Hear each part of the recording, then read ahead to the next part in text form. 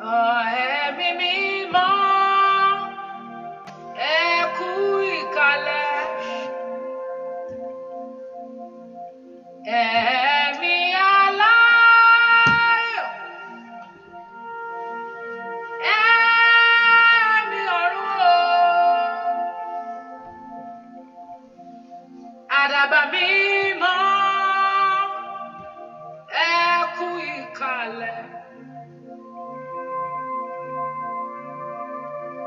Agbára tó jayé àtọ̀run lọ, ẹ káàbọ̀. Ẹ káàbọ̀, ẹ kú ìkàlẹ̀. Ẹ káàbọ̀, ẹ kú ìkàlẹ̀. Ẹ káàbọ̀, ó ẹ kú ìkàlẹ̀. Ó dé láti wá òkun di ògo. Ó dé láti wá sọ ẹkún di ẹ̀rín. Ó dé láti wá sọ ìbànújẹ́ dayọ̀. Ẹ kú ìkàlẹ̀ o. Ẹ káàbọ̀, ẹ kú ìkàlẹ̀ o. Ẹ káàbọ̀, bàbá ẹ kú ìkàlẹ̀. Ẹ káàbọ̀, ẹ̀mí mímọ́ ti ṣagbára di ọ̀tun. Òpó kan tó gbé ayé àtọ̀run ró. Olówó orí àwa o. Ẹkún tó kọjá gbogbo òkè pátá. Ó dé láti wá sọ ẹkún dẹ̀rín. Ó dé láti wá sọ ẹ̀gàn di ògo. Ó ti dé sáàrin wa o. Ẹ kú ìkàlẹ̀. Ó ti dé sáàrin wa o. Ẹ máa kú ìkàlẹ̀. Ó ti dé sáàrin wa o. Ẹ máa kú ìkàlẹ̀.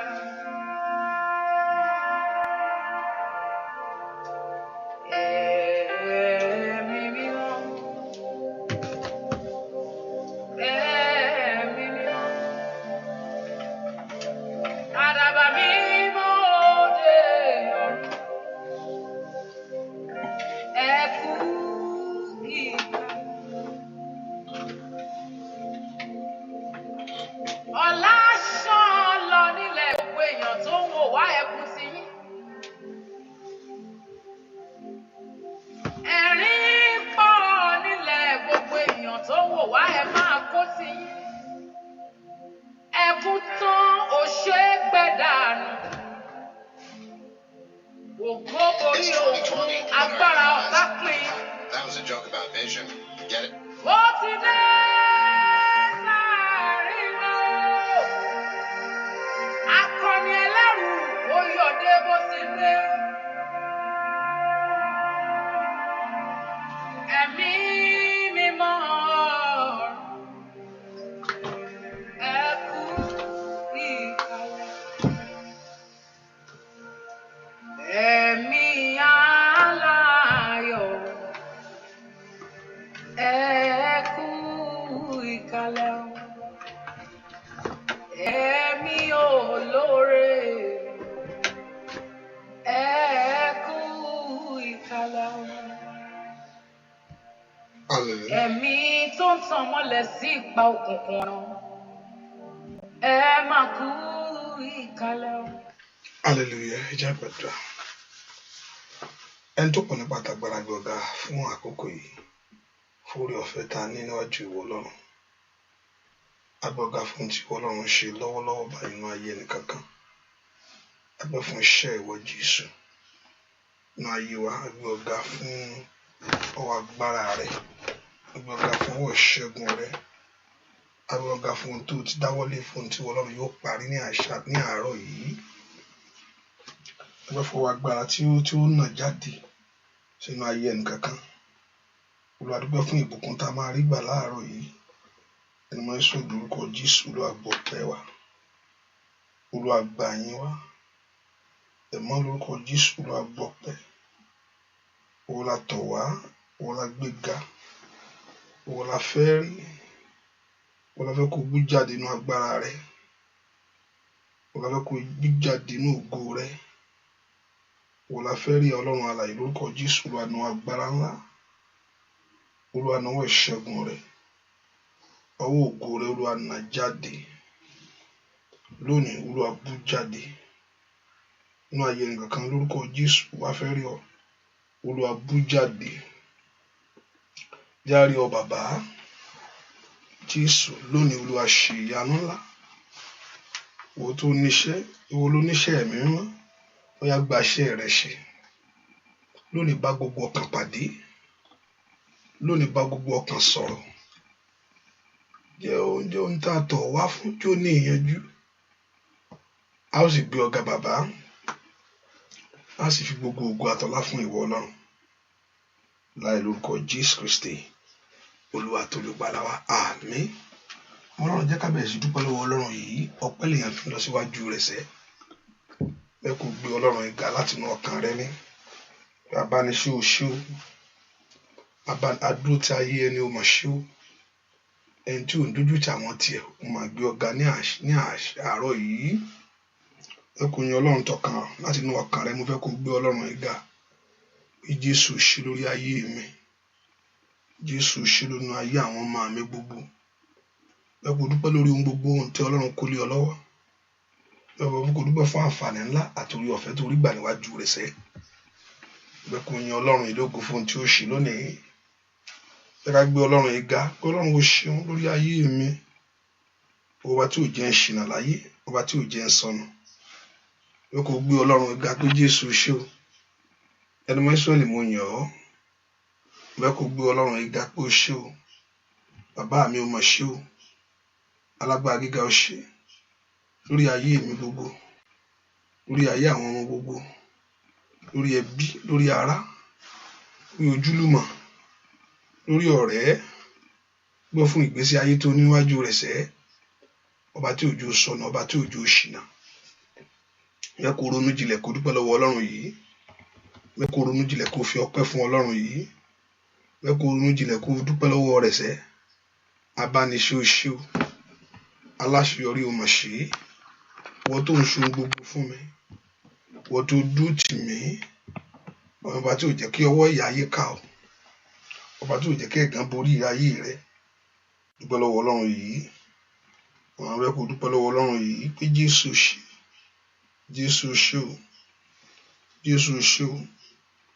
Jésù ṣé. Mo fẹ́ kó yin bàbá yìí lógo. Ọlọ́run ò ṣé o. Dúpẹ́ lọ́wọ́ Ọlọ́run. Dúpẹ́ lọ́wọ́ Jésù yìí fún ohun tó ń ṣe inú ayé rẹ ni. Inú ayé ọmọ, lift your voice and just begin to appreciate him. Thank the Lord for the grace of life in your life. Thank for the grace of God in the life of your children. Thank for the grace of God in the life of your family. Dúpẹ́ fún oore ọ̀fẹ́ tó rí gbà níwájú Ọlọ́run alààyè. Ẹ kò dúpẹ́ fún oore ọ̀fẹ́ ńlá, oore ọ̀fẹ́ tó pọ̀, oore ọ̀fẹ́ tó lágbára. Dúpẹ́ lọ́wọ́ Jésù. Jésù ṣé o. Jésù ṣé o. Olùgbàlà ó ṣe. Ẹni mọ́ Ísírẹ́lì ó ṣe. Ẹni tó pọ̀ nípa àtàgbára ó mà ṣe. Ẹ kò dúpẹ́ lọ́wọ́ Ọlọ́run. Ẹ kò dúpẹ́ lọ́wọ́ Jésù yìí. Ẹ kò dúpẹ́ lọ́wọ́ Ọlọ́run alààyè sẹ́. Ó ní ọpẹ́ lèèyàn máa ń dún wájú rẹ̀. Ẹ kò fẹ́ ẹ̀mí orí ràn níwájú Ọlọ́run yìí. Ẹ kò mú ọkàn ọpẹ́ rẹ lọ síwájú rẹ̀ sẹ́.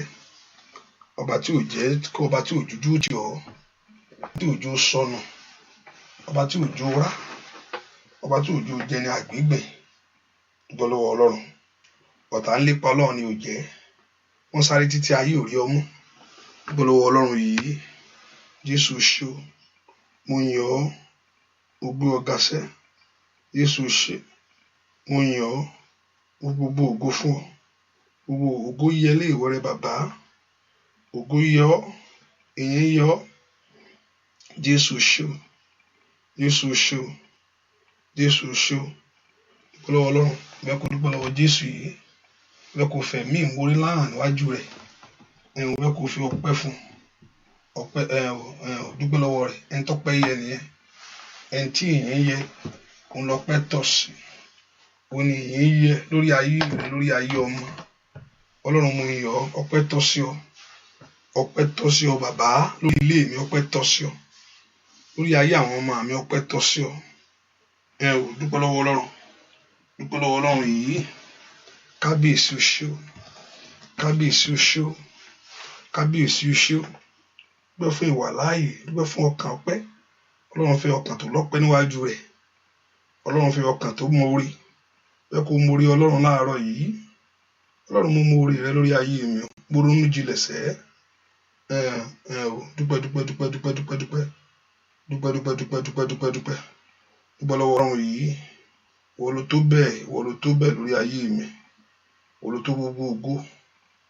Jésù ṣé o, Jésù ṣé o, Jésù ṣé o, Jésù ṣé o, Jésù ṣé o. Dúpẹ́ lọ́wọ́ Ọlọ́run yìí. Ọpẹ́ ni kó dún wájú Ọlọ́run. Let those that Lord has been redeemed from shame lift up their voice and thank the Lord. Dúpẹ́ lọ́wọ́ Ọlọ́run yìí.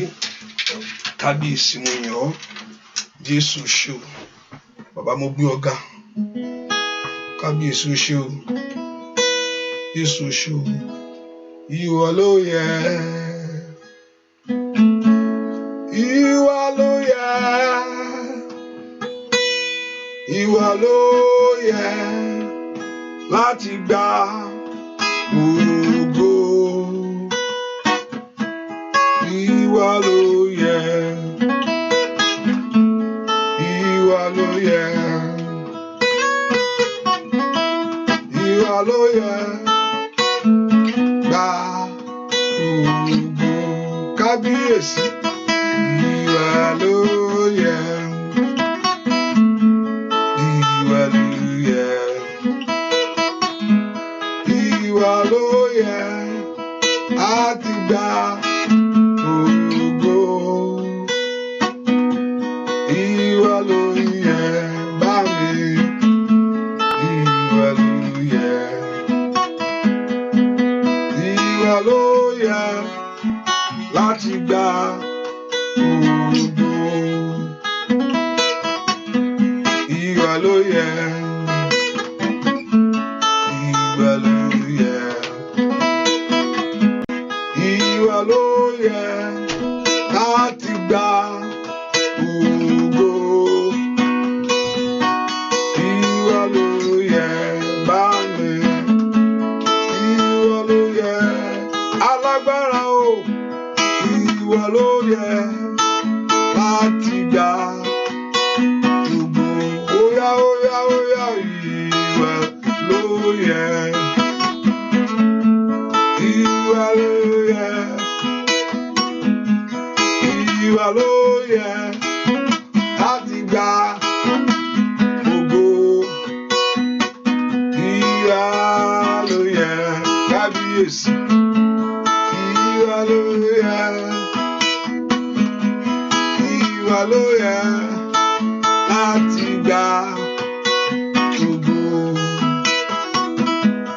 Ìwọ ló yẹ láti gba ògo.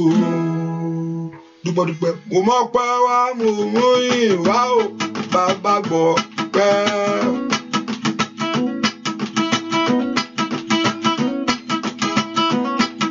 Mo mọ̀ pé wá mo mú ìwà o, bàbá mi máa gbọ́ pẹ́ màmá.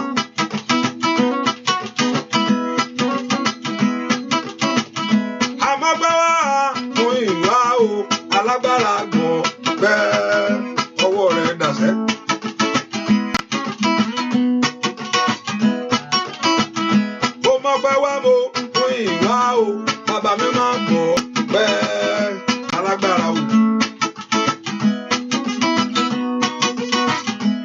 Àmọ́pẹ́ wá o, àmúyìn wá o, lórí ọmọ gbọ́ pẹ́ ọwọ́ rẹ̀ dàsẹ́. Mo mọ́pẹ́ wá mo, múyìn wá o, Olódùmarè gbọ́ pẹ́ ọpẹ́ rẹ̀ dàsẹ́ o. Ijó ọpẹ́ rẹ̀ dàsẹ́. Oya oya oya oya oya oya oya oya oya oya oya. Alágbára gíga o. Asọ̀rọ̀máyẹ̀ bàbá mi ńlá. Ó mọ́pẹ́ wá o, òun ìwá o, Olódùmarè gbọ́ pẹ́ ọpẹ́ rẹ̀ dà. Ijó ọpẹ́ rẹ̀ dà sẹ́wọ̀n. Àmọ́pẹ́ wá o, àmúyìn wá o, alágbára gbọ́ pẹ́ ọwọ́ rẹ̀ dà sẹ́. Ó mọ́ wá wá mọ́ múyìn wá o, bàbá mi máa gbọ́ pẹ́ óyá óyá lórí ọmọ mi, lórí ọkọ rẹ, lórí aya rẹ sẹ́ gbọ́ pẹ́. Lórí iṣẹ́. Oya dúpẹ́ sẹ́. Mo mọ́pẹ́ wá mo, múyìn wá o, bàbá mi máa gbọ́ pẹ́ lórí ilé mi ò gbọ́ pẹ́ sà. Gbọ́ pẹ́ lórí ọmọ rẹ gbọ́ pẹ́ sà. Gbọ́ pẹ́ lórí aya rẹ mi gbọ́ pẹ́ sà. Mi gbọ́ pẹ́ mo mọ́pẹ́ wá ní ò gbọ́ pẹ́ sà. Gbọ́ pẹ́ lórí ilé rẹ mi ò gbọ́. Dúpẹ́ lọ́wọ́ Ọlọ́run alàìṣẹ́ o. Lórí iṣẹ́ rẹ̀ gbọ́ bẹ́ẹ̀ sà. Bàbá mi gbọ́ bẹ́ẹ̀ lórí ilé mi gbọ́ bẹ́ẹ̀ sà. Gbọ́ ọba tó ṣayé rẹ̀ ní dáradára gbọ́ bẹ́ẹ̀ sà. Gbọ́ wọ́n rò pé ò lè jẹ́ nǹkan kan mọ́ gbọ́ bẹ́ẹ̀ sà. Óyá óyá gbọ́ bẹ́ẹ̀ lórí ilé mi gbọ́ bẹ́ẹ̀ sà.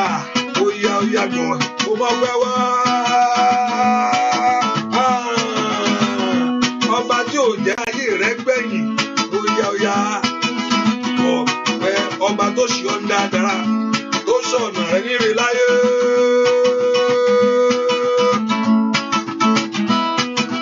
Gbọ́ óyá lórí ilé mi gbọ́ bẹ́ẹ̀ sà. Bàbá gbọ́ lórí ọmọ rẹ̀ gbọ́ bẹ́ẹ̀ sà. Mo mọ̀ pé wá o gbọ́. Óyá óyá gbọ́ bẹ́ẹ̀ sà. Mo mọ̀ pé wá ní gbọ́ bẹ́ẹ̀. Óyá dúpẹ́ gbọ́ bẹ́ẹ̀ lórí ilé mi gbọ́ bẹ́ẹ̀ sà. Dúpẹ́ lọ́wọ́ Ọlọ́run ọba tó ṣàánú fún ọ. Ọba tó jẹ́ kó lé o lẹ́nu ọ̀rọ̀ láyé.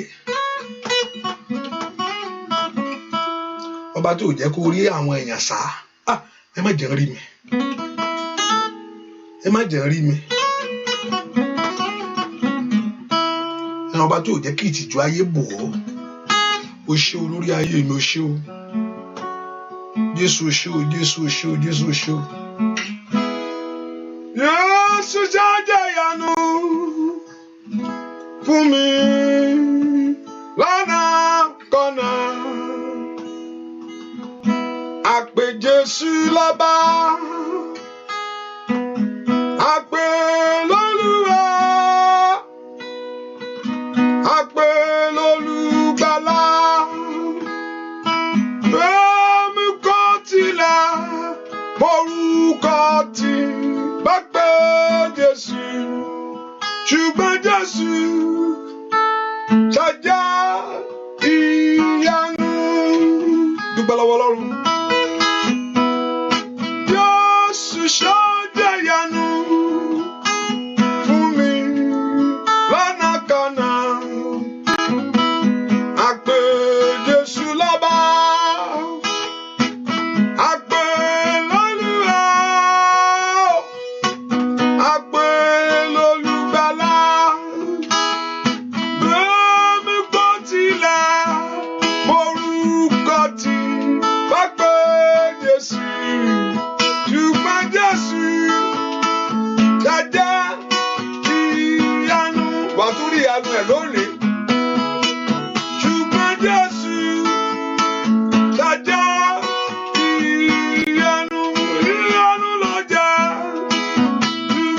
Jésù jẹ́jẹ́ ìyanu lórí ọmọ mi.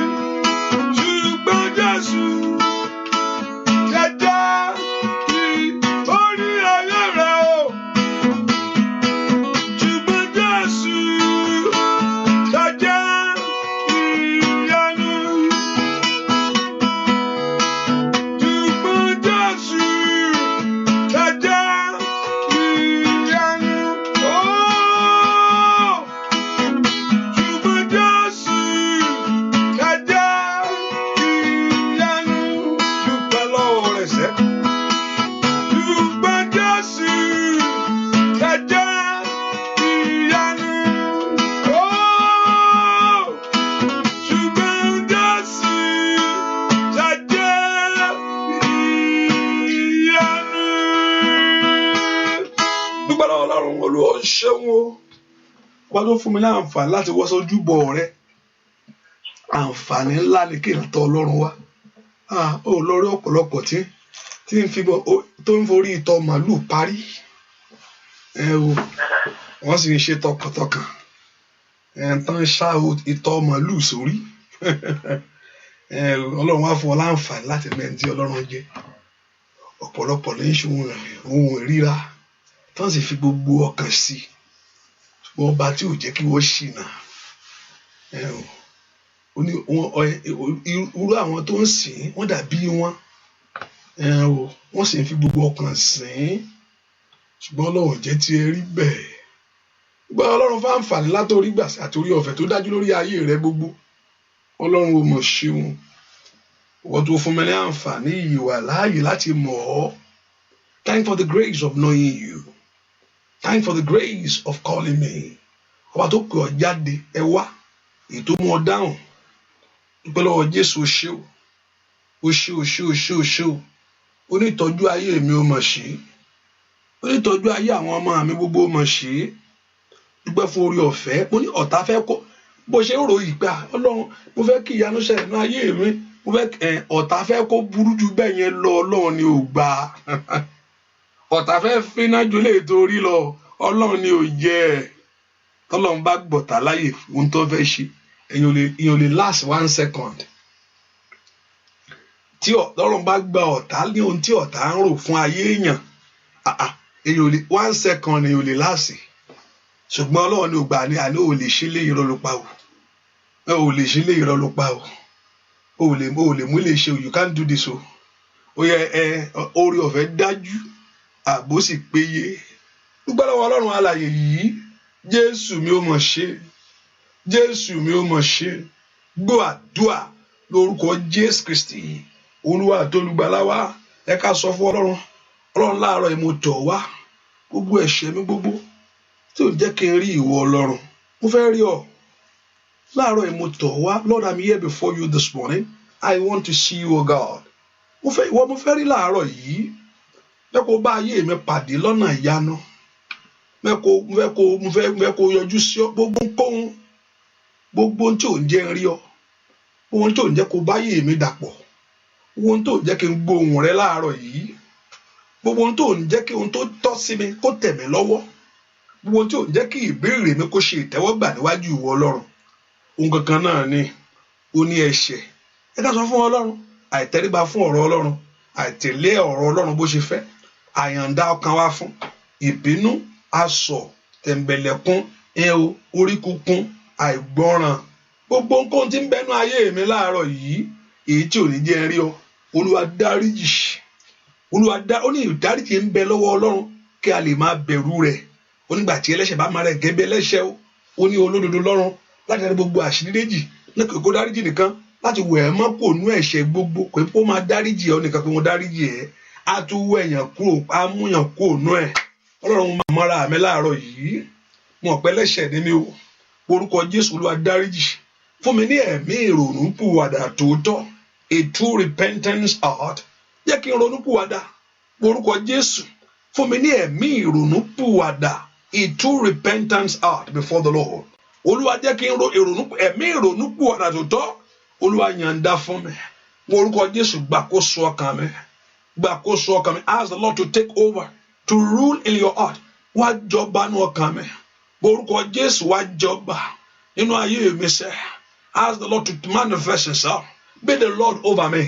Jọba nínú ọkàn mi má dùn sẹ́nu ọ̀nà mọ́ wọlé wá ó yẹ sọ fún Jésù lọ́wọ́lọ́wọ́ ó lóun kanlẹ̀kùn ọkàn rẹ̀ ó lé ẹnikẹ́ni tó bá ṣílẹ̀kùn òun á wá. Jésù mo ṣílẹ̀kùn ní àárọ̀ yìí lórí ọ̀rọ̀ ayé àwọn ọmọ mi ni lórí iṣẹ́ mi gbogbo mo ṣílẹ̀kùn ayé mi fún ọ ó yá wọlé wá o mọ́lọ́run lánàá kó pe Jésù dáadáa pé kó wọlé wá sórí ọ̀rọ̀ rẹ lónìí kó pe Jésù kó wọlé sórí ọ̀rọ̀ iṣẹ́ rẹ ẹ sọ fún Jésù lọ́wọ́lọ́wọ́ Ọlọ́run alààyè wọlé wá sórí ọ̀rọ̀ ayé mi gbogbo orúkọ Jésù máa bọ̀ wá mo fẹ́ kó bá ń dá sí wá ṣe ìjọba lórí ọ̀rọ̀ mi wá gbà kó má dùn sẹ́nu ọ̀nà mọ́ àní sọ fún kó má dùn sẹ́nu ọ̀nà ayé rẹ mọ́ wọ́n yá wọlé wá àyè ń bẹ fún ọ bàbá gbogbo tó fẹ́ gbọ́ láyè bá ń lé jáde orúkọ Jésù gbogbo tó fẹ́ gbọ́ Ọlọ́run láyè nú ayé mi ó yẹ jáde gbogbo tó fẹ́ gbọ́ Ọlọ́run láyè nú iṣẹ́ mi ó yẹ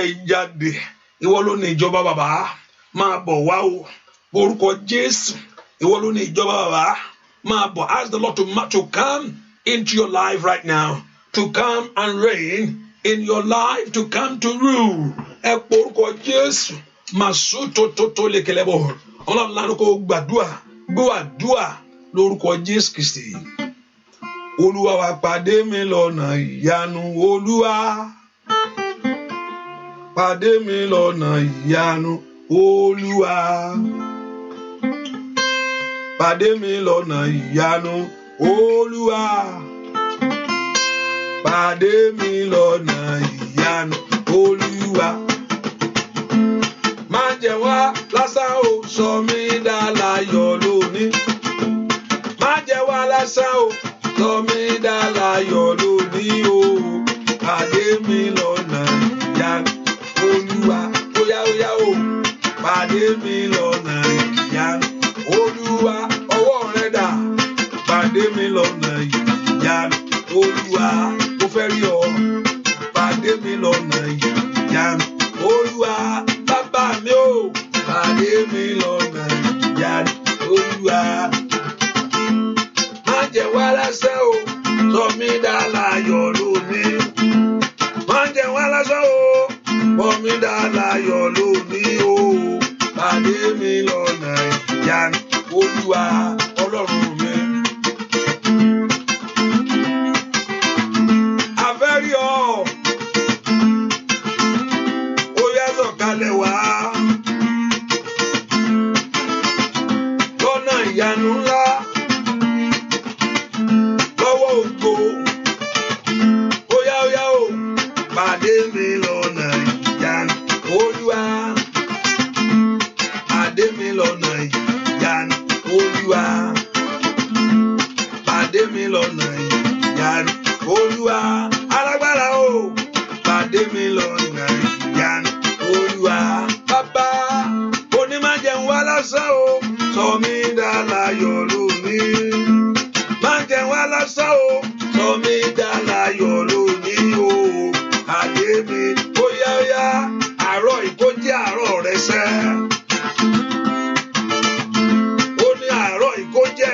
Ìyanu rẹ láyé onígọ́lọ́run kó bá ayé rẹ pàdé onígọ́lọ́run kó lọ́wọ́ agbára sórí iṣẹ́ rẹ yìí o onígọ́lọ́run kó dì lórí ayé ọmọ rẹ gbogbo onígọ́lọ́run kó lọ́nà àbáyọ ayé rẹ wùsẹ́ oníwọ̀ agbára ńlá kó kan ayé rẹ wù bàbá pàdé mi lọ́nà ìyanu Olúwa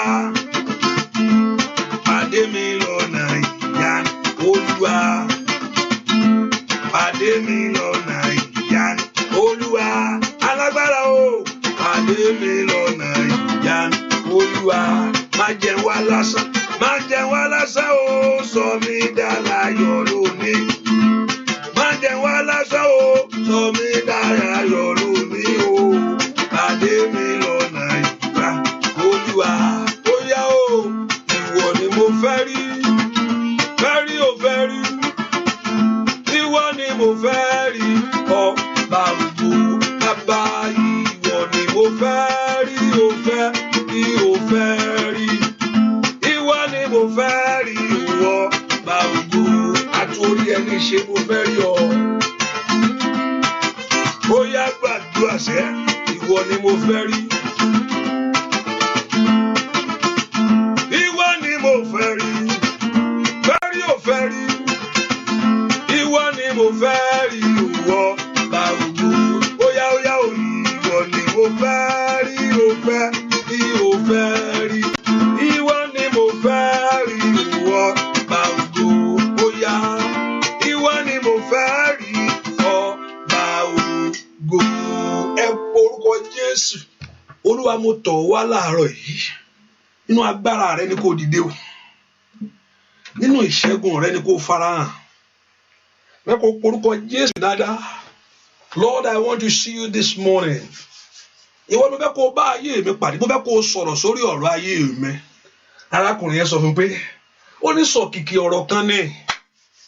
Ó ní ṣáà sọ̀rọ̀ jáde.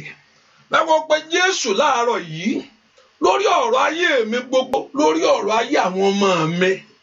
Sọ̀rọ̀ jáde, mo fẹ́ rí ọ. Ìwọ ló fẹ́ kó fọhùn jáde nínú agbára. Ó ní ẹni tí ọmọ bá sọ dòmìnira, ó dòmìnira ń tòótọ́. Tí Jésù bá sọ pé ayé rẹ gba òmìnira lónìí, kò sí ẹni tí ó mú ọ mọ́lẹ̀ mọ́. O ti bọ́ lọ́wọ́ ìdè yẹn pátápátá nìyẹn. O ti bọ́ lọ́wọ́ àìní yẹn nìyẹn. Ẹ porúkọ Jésù mi tẹ́ wá sẹ́. Ọlọ́run mo fẹ́ rí, ìwọ ni mo fẹ́ rí.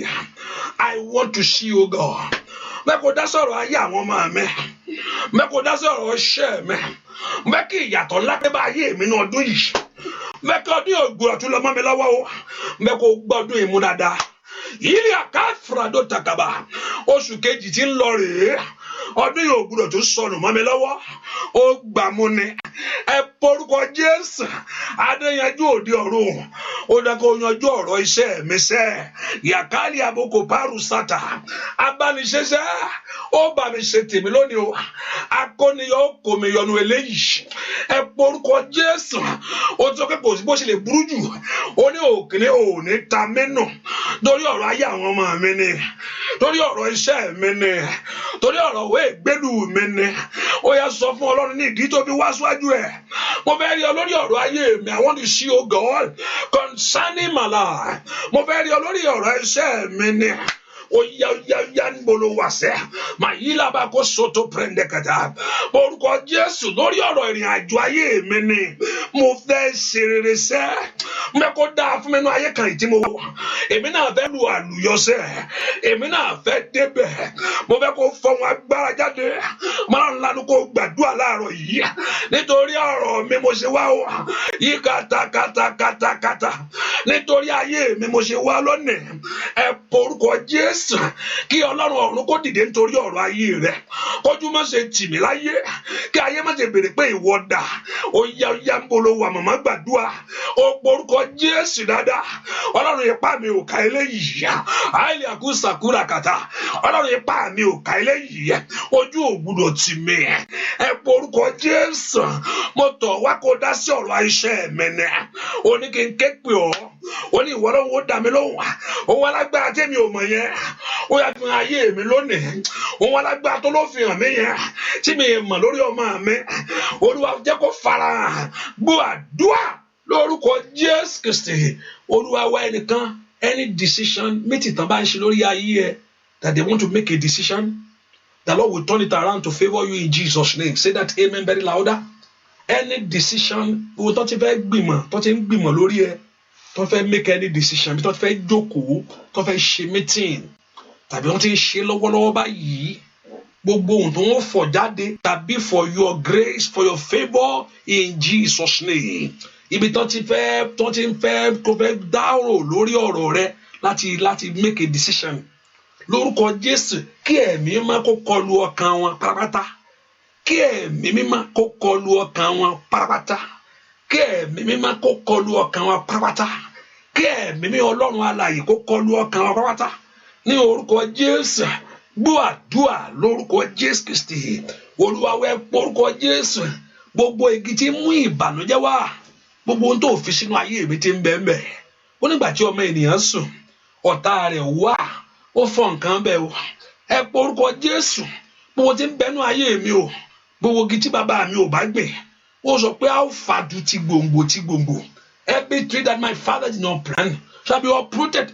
I want you to open your mouth and pray. Shall be uprooted today. Kí Ọlọ́run kó fàtú gbogbo igi àìní èyí tí ayé gbìn sínú ayé mi gbogbo tí mú èso ìbànújẹ́ wá gbogbo igi àṣetì èyí tí mú èso ìbànújẹ́ wá nínú ayé àwọn ọmọ mi o gbogbo igi tó ń ṣe ti ìwọ Ọlọ́run ẹ porúkọ Jésù mikali abakusa tó lè kaba ó yá ń bolo wá sẹ́ ó máa tó ń ṣẹlẹ̀ sí ọ porúkọ Jésù ó máa tó ń bá yí ó máa tó ń bá ká ó yá porúkọ Jésù mi tó wà ohun tí Ọlọ́run ò gbìn sórí ayé mi o ohun tí Ọlọ́run ò gbìn sórí ayé àwọn ọmọ mi ẹ gbọ́ ọ̀rọ̀ Olúwa ó yá fàtú láàárọ̀ yìí àyángẹ́lẹ́ Ọlọ́run ẹ fa gbogbo igi ìkorò tú gbogbo igi ìbànújẹ́ gbogbo igi àìsàn gbogbo igi gbèsè màkàrí pàórí ṣáìdá gbogbo igi tó mú ayé ẹni tó sójú ká gbogbo igi tí ò jẹ́ kí ẹ̀rọ olùrànlọ́wọ́ láyé ẹ pọ orúkọ Jésù ó ní gbogbo igi tí bàbá mi ò bá gbìn a ó fàtú tí gbòǹgbò tú gbogbo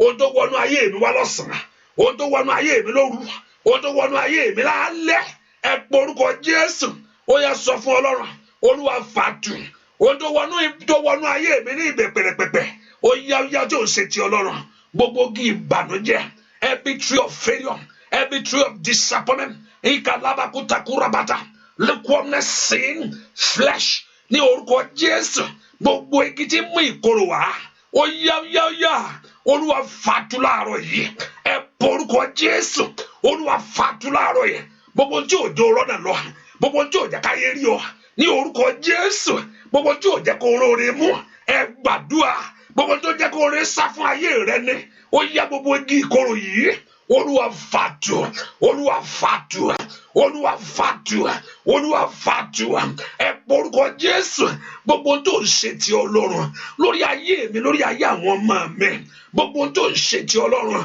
ní ìrìn àjò ayé mi sẹ́ gbogbo tí ò jẹ́ inú mi dùn gbogbo tí ò jẹ́ kí ayọ̀ mi kún gbogbo tí ò jẹ́ kí n tẹ́gbẹ́ ní orúkọ Jésù màtótótó líkalabakaba ní rúṣẹkẹtẹlẹbù kapa màsótótó líkelébù ó yá àní gbogbo tí ò jẹ́ kó ṣe ohun tó yẹ kó ṣe láyé gbogbo tí ò jẹ́ kó ní ohun tó yẹ kó ní gbogbo tí ò jẹ́ kí n wà bí tó yẹ kí n wà ẹ porúkọ Jésù gbogbo tí ń dí ìran mi lọ́wọ́ gbogbo tí ń dí ẹ̀jẹ̀ mi lọ́wọ́ ẹ porúkọ Jésù gbogbo tí ń gba ayé mi mọ́lẹ̀ gbogbo tí ò fẹ́ kí n nàró gbogbo tí ò fẹ́ kí n dìde ó yá gbàdúrà gbogbo ẹ̀mí kẹ́mí gbogbo agbárakágbára gbogbo ìpákípá gbogbo ètekéte ètò dúró ti ayé mi o tó ní kò sí ọ̀nà màkàlí àṣàyà gbogbo agbárakágbára tó ní mi ní jáde ẹ porúkọ Jésù gbogbo ipá tó ní kí n bẹ́ lè kú bẹ́ẹ̀ ẹ gbàdúrà Olúwa mú ipá náà Olúwa tẹ̀rí ẹ̀ bá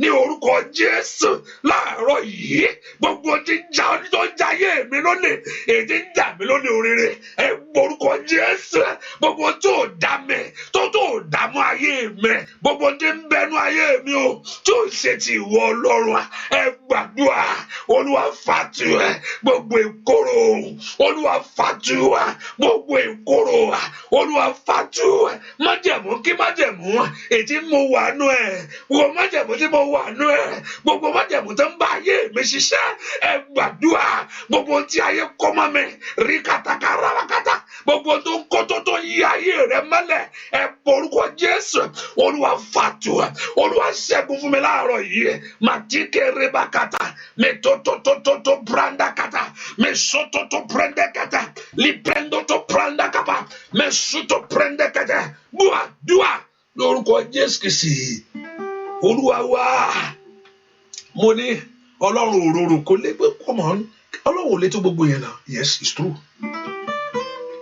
Ọlọ́run ò lè tó bẹ́ẹ̀ kí ló lè tó gbogbo yẹn kí ló ṣe àgbà tó bá gbàwẹ̀ títí gbogbo ẹ̀rí tẹ́rí pomu láni kò nídìí gbogbo yẹn Ọlọ́run ò fẹ́ fi àwẹ̀ kó gbàdúrà kó sáká kiri Ọlọ́run òróró èèyàn ló burú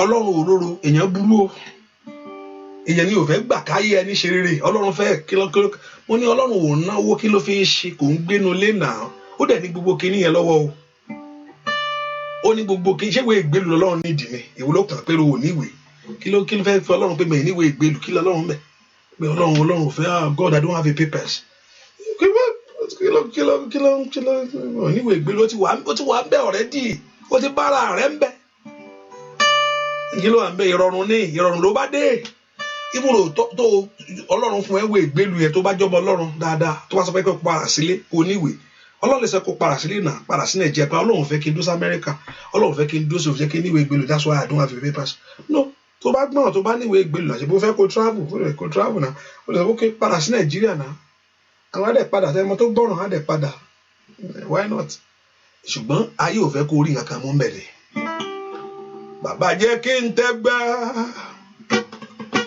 Jésù jẹ́ kí n tẹ́gbẹ́ o bàbá jẹ́ kí n tẹ́gbẹ́ Jésù jẹ́ kí n tẹ́gbẹ́ o nídìílé bàbá nídìílé ìyá o ojú máa tì mí o fún mi lọ́rọ̀ sọ o bàbá jẹ́ kí n tẹ́gbẹ́ ó yá o bàbá jẹ́ kí n tẹ́gbẹ́ kí n jẹ́gbẹ́ lọ Jésù jẹ́ kí n tẹ́gbẹ́ o kò ní táyé ní bàbá jẹ́ kí n tẹ́gbẹ́ kóró ń rere ṣe Jésù jẹ́ kí n tẹ́gbẹ́ o ó yá o nídìílé bàbá o nídìílé ìyá o Olúwa tì mí o fún mi lọ́rọ̀ sọ o bàbá jẹ́ kí n tẹ́gbẹ́ ọwọ́ rẹ̀ dà màmá. Ó dẹ̀nà kó orí ṣe ní ọdún yìí. Ó dẹ̀nà kó orí mú láyé.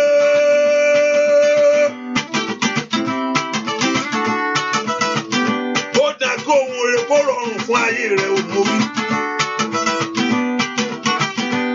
Ó dẹ̀nà kí ọ̀nà àbáyọ kó ohun rere kó làṣẹ. Ó dẹ̀nà kó orúkọ Jésù kó jẹ́ onídè. Ó yá o bàbá jẹ́ kí n tẹ́gbẹ́ Jésù jẹ́ kí n tẹ́gbẹ́ o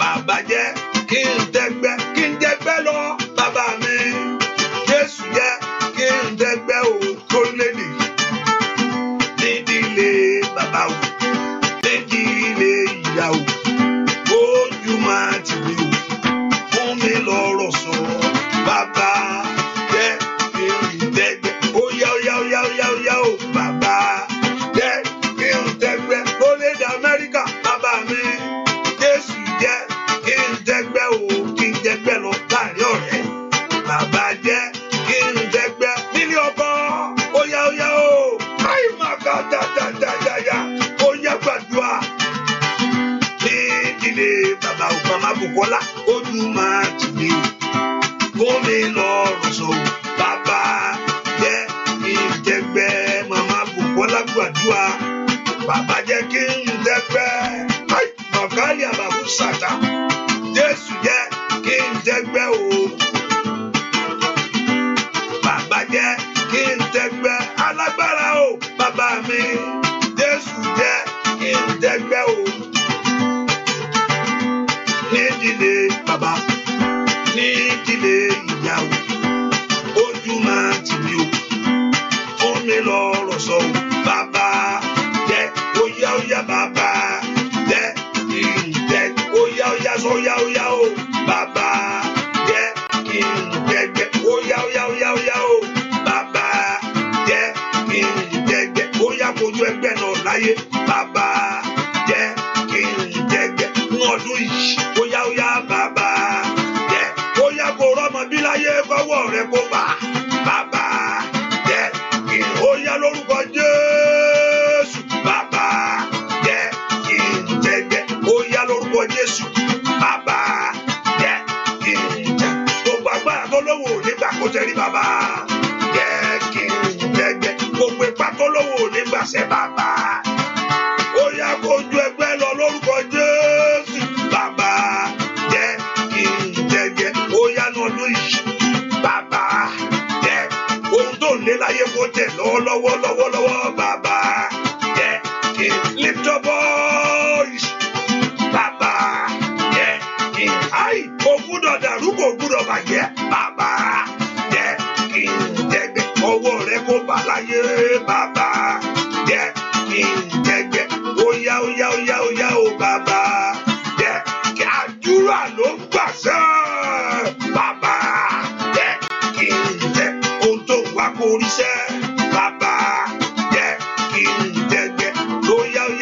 ju ẹgbẹ́ lọ bàbá jẹ́ kí n dẹgbẹ́. Ẹ porúkọ Jésù, ayé mi ò gbúdọ̀ gbẹ̀yìn mọ́. Iṣẹ́ mi ò gbúdọ̀ gbẹ̀yìn mọ́. No more backwardness. No more stagnancy. No more disappointment. Lift your voice to God. Àìsàn yẹn ò gbúdọ̀ ṣe ayé mi mọ́. Ìyá kúrò bá sọ́tò blẹ̀kẹ̀dá. Gbogbo tó ń dí mi lọ́wọ́ tó jẹ́ kí n ṣe ohun tó yẹ kí n ṣe. Gbogbo tó yẹ kí n ti ní táyé ò fẹ́ kí n ní. Lift your voice and talk to God. Mo fẹ́ tẹ́gbẹ́ ní ọdún 2020. Mo fẹ́ ju ẹgbẹ́ lọ Ọlọ́run alààyè. Ìwà gbà tí ń dí mi lọ́wọ́. Gbogbo agbá tí ń dènà ayé mi ẹgbẹ́ ọ̀rọ̀ Olúwa. Gbogbo agbá tí ń jà mí lólè oréré. Orúkọ Jésù mi tó wà sẹ́. Ọ̀nà kí ọ̀nà mi là. Yìí náà bá bọ́ sọ́ńtò pẹ̀rẹ̀ndẹ̀ kẹ̀dẹ̀. Mi rúlẹ̀ kẹ́ rúṣọ tó tó lè kaba. Gbogbo agbá tó ń dúró sọ́jọ́ náà ìṣeré mi sẹ́. Gbogbo agbá tó ti dá májẹ̀mú pẹ̀lú òkùnkùn. Nítorí ọ̀rọ̀ mi. Yìí náà bá kàtàkàpàyàbò. Gbogbo ìkà tó fara rẹ̀ jì. Nítorí ayé àwọn ọmọ mi gbogbo. Ẹ porúkọ Jésù. Ó ná kí n ju ẹgbẹ́ lọ́nà ọdún yìí. Ó ná kí n ju ẹgbẹ́ lọ. Mikali brado sukoto digeya. Meteria bakundo koprendo suko bregade. Librendo pirusinte leboko balabati. Muori aboko perusikete lebon. Ripete kete peshikete. Riba kanderi bo sonto preke. Ó ná kó ju ẹgbẹ́ lọ láyé sá. Ṣẹ́gun fún mi o, bàbá ṣẹ́gun fún mi. Ṣẹ́gun fún mi o, ọmọ ṣẹ́gun fún mi. Bàbá ogun ayé mi lè lálejò. Ṣẹ́gun fún mi, óyá óyá o ṣẹ́gun fún mi o, bàbá ṣẹ́gun fún mi. Ṣẹ́gun fún mi o, ọmọ ṣẹ́gun fún mi. Ogun ayé mi lè lálejò. Ṣẹ́gun fún mi, ohun tó yẹ kó ti ní. Tó sì ń wá, ohun tó yẹ kó ti dé. Tó mọ̀ náà bẹ̀ láyé. Bàbá mi, ó dá kọ́kàn rẹ ti balẹ̀ láyé. Ó dá kó yẹ kó mọ jẹun ọmọ láyé nìṣẹ́. Ó sì ń sáré ká. Jésù, agbanilágbàdàn bàbá mi Ọlọ́run ìyanu. Ṣẹ́gun fún wa, bàbá ṣẹ́gun fún wa. Ṣẹ́gun fún wa o, bàbá ṣẹ́gun fún wa. Ogun ayé mi lè lálejò. Ṣẹ́gun, ó yá gbàdúrà. Ṣẹ́gun fún mi o, bàbá ṣẹ́gun fún mi. Múra sí ṣẹ́gun fún mi o, bàbá ṣẹ́gun fún mi. Mọ́sùn, ogun ayé mi lè lálejò. Ṣẹ́gun fún mi nínú ọdún yìí. Ṣẹ́gun fún mi o, bàbá ṣẹ́gun fún mi. Ṣẹ́gun fún mi o, ọmọ ṣẹ́gun fún mi. Ogun ayé mi lè lálejò. Óyá óyá ṣẹ́gun, ó lórúkọ Jésù ṣẹ́gun fún mi. Kò gbúdọ̀ gbé ẹ̀jẹ̀ láyé. Kò gbúdọ̀ mú ọmọ rẹ̀. Èyí làbá bàbá Sando Bradaka. Óyá óyá ogun ayé mi lè lálejò. Óyá óyá ṣẹ́gun fún mi. Ọlọ́run kò ti dènú agbára rẹ̀. Mo ní kọ́lọ́run kò ti dènú ìṣẹ́gun rẹ̀ sẹ́. Ó bá gbogbo ogun pátápátá wí. Ó mú gbogbo ọ̀rọ̀ tó lòdì kó lórí ayé rẹ̀ òun ó wí. Gbogbo agbára tí ń dọ̀nà ayé rẹ̀ ni rú. Gbogbo agbára tó mú òun lè koko fún ayé ẹ̀ ní láyé. Gbogbo ohun tó lówó ò nígbà kí o lọ síwájú. Ilé ọba sátà ní ìbùdókò ṣe kejìlí àdá. Óyá óyá ṣẹ́gun fún mi o, bàbá ṣẹ́gun fún mi. Ṣẹ́gun fún mi o, bàbá ṣẹ́gun fún mi.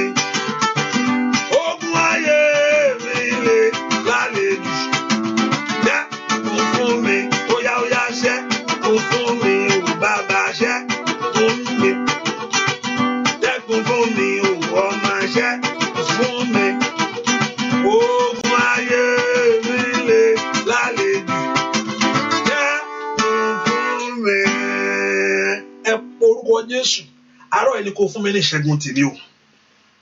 Tí nǹkan bá ń pẹ́ jù, ó máa ń mú ìrẹ̀wẹ̀sì wá. Tí nǹkan bá ń pẹ́ jù, ó máa ń jẹ́ kí ìrẹ̀wẹ̀sì jáde. A rí pé ò ní fẹ́ gbàdúrà mọ́. Ló ń gbàdúrà fún. Why am I praying? I don't need it.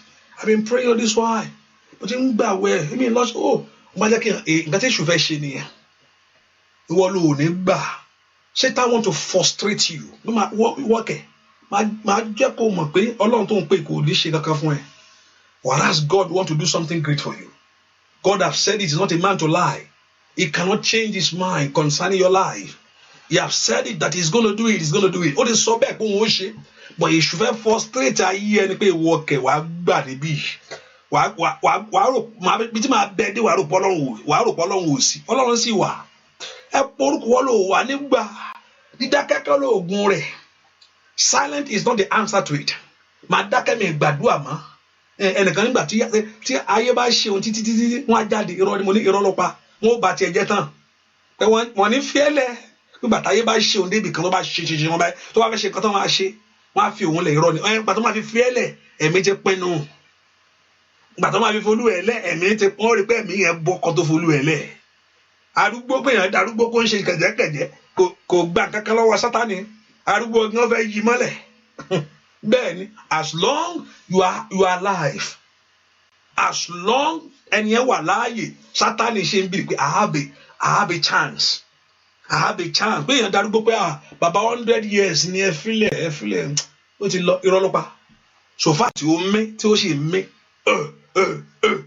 tí mí Sátánì fẹ́ yí dànù kò bá pé 150 èwo ló kàn kò sí nǹkan tó kàn ó sì mí ẹ̀dá Ọlọ́run ni ó mí òun sì láyé òun sì lè yí ayé ẹ̀mẹ́rẹ̀ pàápàá.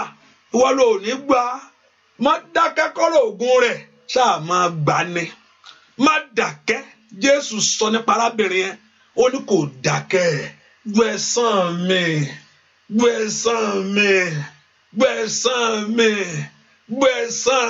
ìgbà tó sọ títí ó ní pé tí wọn ò tiẹ̀ bẹ̀rù Ọlọ́run ṣùgbọ́n wàá dáhùn torí ọmọ yìí má dákẹ́ lóògùn rẹ̀ ò gbúdọ̀ dákẹ́. Ẹ pọ̀ orúkọ Jésù gbogbo ipá tí ò fẹ́ gbà mí láyè gbogbo ohun tí ò fẹ́ kó ṣẹlẹ̀ ohun tí mò ń fẹ́ láyé gbogbo èèyàn tí ń bínú ìṣerere gbogbo èèyàn tí ń bínú ògo gbogbo agbákágbára gbogbo májẹ̀mú èyí tí ò fẹ́ kí n débi tó yẹ kí n dé gbogbo agbákágbára èyí tí ò fẹ́ kí n wà bí tó yẹ kí n wà ojú bẹ̀yẹn lọ. You have what it takes to be there, to beyond the place. You have what it takes to move forward the line. Kò yẹ kó tún ṣe nǹkan míì tó ń ṣe jù yẹn lọ. O ti ṣe tán. Ó dà kí ọ̀run kó gbẹ ọ́ láyè nẹ. Makari Paul Saida. O ti ṣe tán. Ó dà kí ọ̀run kó yàǹda fún ọ nẹ. O ti ṣe tán. Ó dà kí ọ̀nà àbáyọ rẹ kó là. Ẹ porúkọ Jésù. Ipa tí ń bẹnu ọ̀ràn mi o.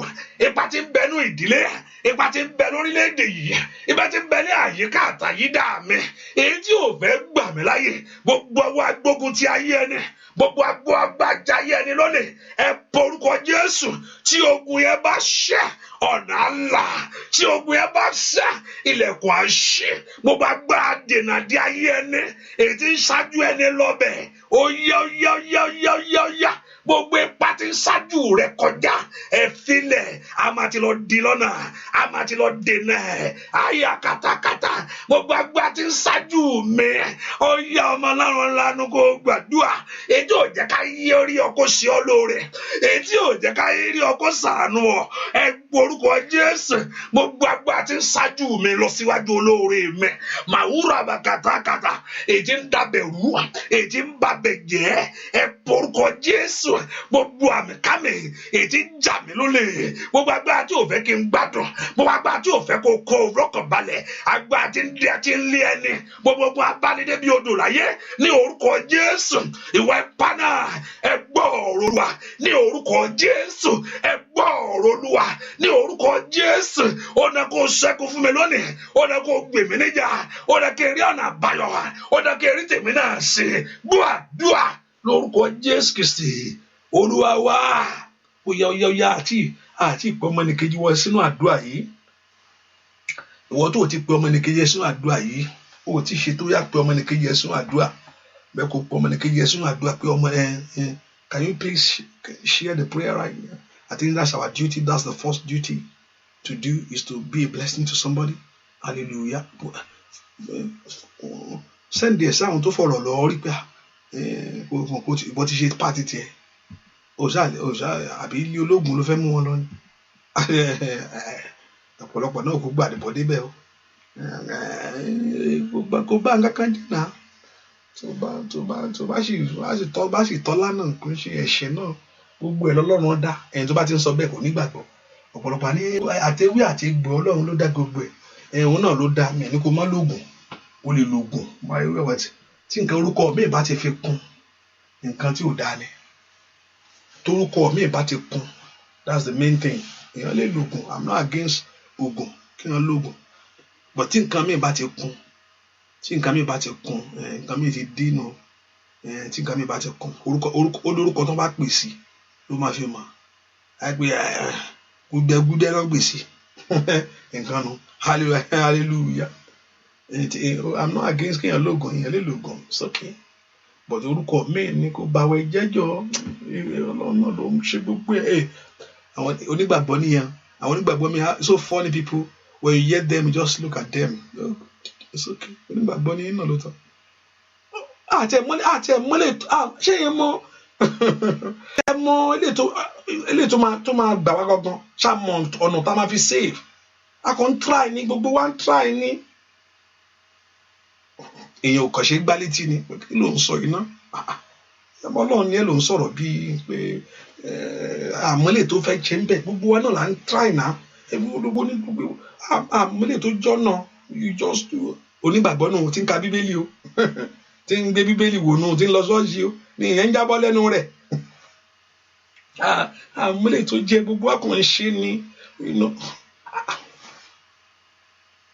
dákẹ́ ni o àbí mẹ́ta gbà nìyẹn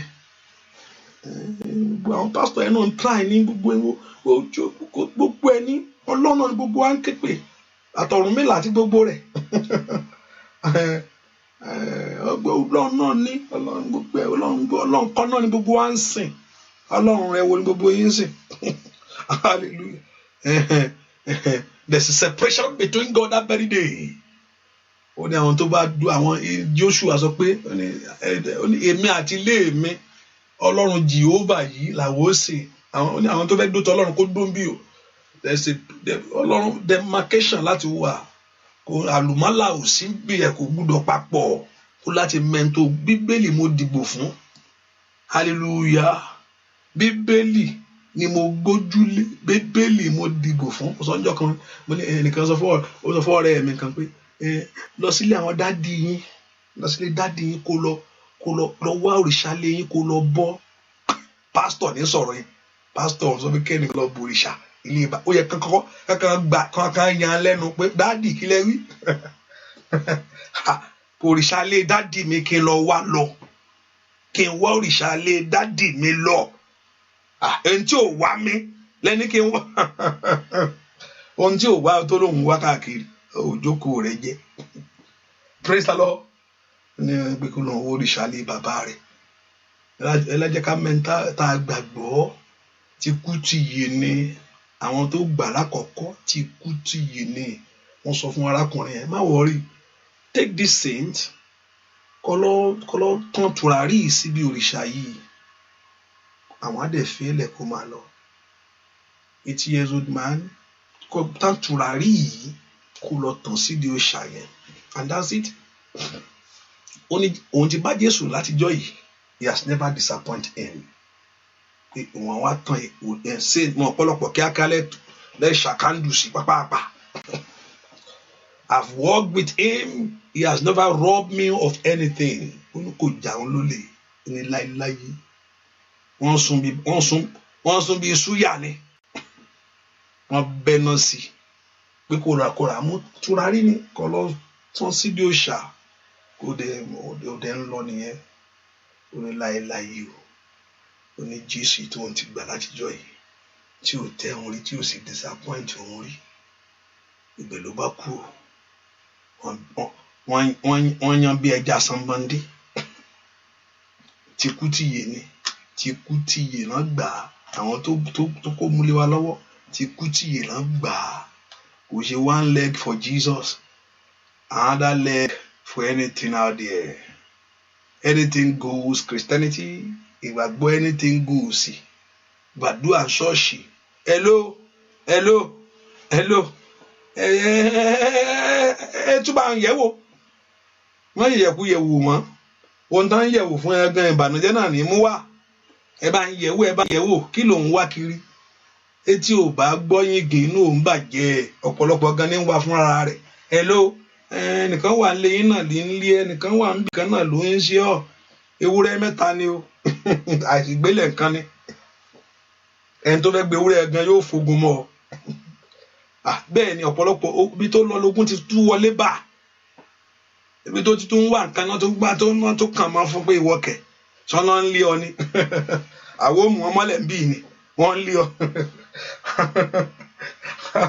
hallelujah pé wọ́n ṣe wọ́n náà ń lé ọ ni ibi àwọn ó tún kàn ọmọlẹ̀ ń bì ni wọ́n ó tún kàn ọmọlẹ̀ ń bì bàbá tó ka ẹlòmíì mọ́lẹ̀ bẹ́ẹ̀ á tún háàdì mọ́ pé kí bàbá kíní ń lé sí ni ó láti lé náà ni tó bàbá náà ó fẹ́ jẹ wúrẹ́ hallelujah ó ní ṣìrìn ogun tí ń lé ayé ẹni ká ìtí mú ayé ẹni sákiri ogun tí mú ayé ẹni ká ìtí mú ayé ẹni dààmú ẹ pọ orúkọ Jésù lónìí Olúwa jọ̀ọ́ wọlé lónìí Olúwa jọ̀ọ́ wọlé lónìí Olúwa jọ̀ọ́ wọlé ai makari power side ogun tí ń lé ayé ẹni ká rúbà kárí kọ́ọ̀rì bá ṣáìlà ogun ní ilé ayé ẹni ká ìdí mú ayé ẹni sákiri ní orúkọ Jésù ogun tí kìí gbọ́ kìí gbà ai mọ̀káàdì àbí ogun Fáráò òun á bọ́ débẹ̀ ni ẹ bọ́ orúkọ Jésù ìdààmú ayé tí ò fẹ́ padà yìí lè kúrò àbàkàìdà lípọ̀rọ̀ sándàlìyàbà ìdààmú ayé tó lọ́wọ́ òní lọ yìí kàtàlíà Ọlọ́run mú lónìí ogun náà kò ṣẹ ọ̀nà mi là ní orúkọ Jésù oya ń bọ̀ lọ́wọ́ ai mankali pori asaida wali kiri pokoli abosaida wali kiri pokoli bisida wali kiri pastara kstale wali kiri pori katala ogun tí ń dìmọ̀ ayé ẹni ní orúkọ Jésù ogun tí ń dìmọ̀ iṣẹ́ ẹni ogun tí ń dìmọ̀ ìrìn àjò ẹni gbọ́ àdúrà lórúkọ Jésù Kristi Olúwa wa ẹnìkan mo yẹ ń gbàdúrà yẹn mo rí pé wọ́n ń tẹ̀ nǹkan wọ́n ń tẹ̀ nǹkan bẹ́ẹ̀ nǹkan bẹ́ẹ̀ wọ́n yẹ nǹkan wò wọ́n ń tẹ̀ nǹkan ìmọ̀ tó ti lọ wo nǹkan o wọ́n ń tẹ̀ wọ́n fọwọ́ tẹ̀ ọ̀pọ̀ èṣù tí ń bẹ wájú rẹ táyé fi ń wo ohun tó yẹ kó ní láyé tó fi ń jírí rẹ gbà lórúkọ Jésù Ọlọ́run kò fi iná sí láàárọ̀ ìṣàmì dáadáa ohun tí ọ̀tá ń lò lórí ayé rẹ lónìí èyí tí fi ń darí tí fi ń jíre dànù ohun tí ọ̀tá ń lò lórí ayé àwọn ọmọ rẹ agbára ọ̀tá kó dasán lórí rẹ ṣàmì dáadáa àmín agbára ọ̀tá kó dasán àmín ìkàlà irinṣẹ́ òkùnkùn kó má ṣiṣẹ́ mọ́ àmín ṣàmì dáadáa irinṣẹ́ òkùnkùn kó má ṣiṣẹ́ mọ́ àmín irinṣẹ́ olúbí ènìyàn ilé àkúrà bá ṣáìlà irinṣẹ́ olúbí ènìyàn tí ń daṣẹ́rú lórúkọ Jésù lórí ayé rẹ lónìí mo ní kó má ṣiṣẹ́ mọ́ àmín ṣàmì dáadáa àmín gbogbo irinṣẹ́ òkùnkùn tí ayé lò èdè ń lò lórí ọmọ èdè ń lò lórí iṣẹ́ gbogbo irinṣẹ́ òkùnkùn tí ayé lò